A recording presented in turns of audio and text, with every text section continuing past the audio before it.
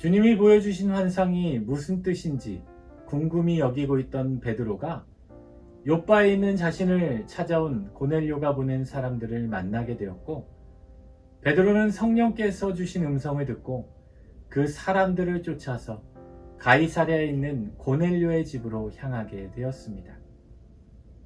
가이사랴에서 백부장 고넬료를 만난 베드로는 유대인으로서 이방인과 교제하며 가까이 하는 것이 율법을 어기는 행위인 줄 알면서도 하나님께서 자신에게 지시하셨기에 율법을 어기면서까지 자신이 여기에 오게 되었다라고 말해주고 있습니다.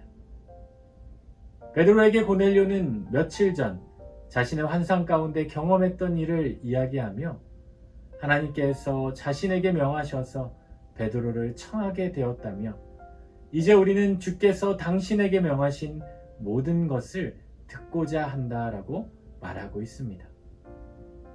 오늘 말씀 가운데 유대인으로서 율법의 지배 아래 살아가던 베드로였지만 하나님께서 자신을 이방인에게 보내셔서 그의 집으로 가라는 말씀을 듣고 유대인이었던 베드로는 순종할 수밖에 없었습니다.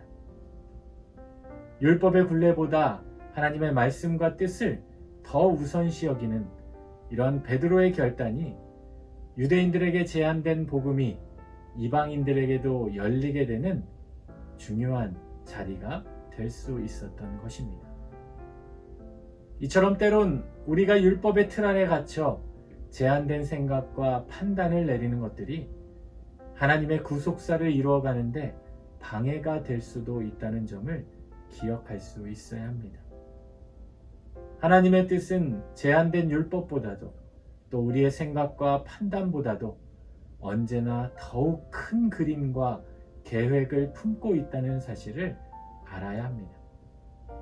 혹시 삶 가운데 내가 생각하는 판단과 생각으로 인해 제한된 기준을 정하고 평가하고 판단하는 모습이 우리에게 있진 않으신가요?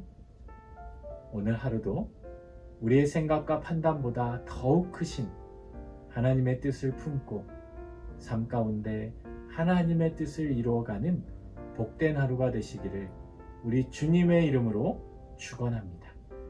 기도하겠습니다.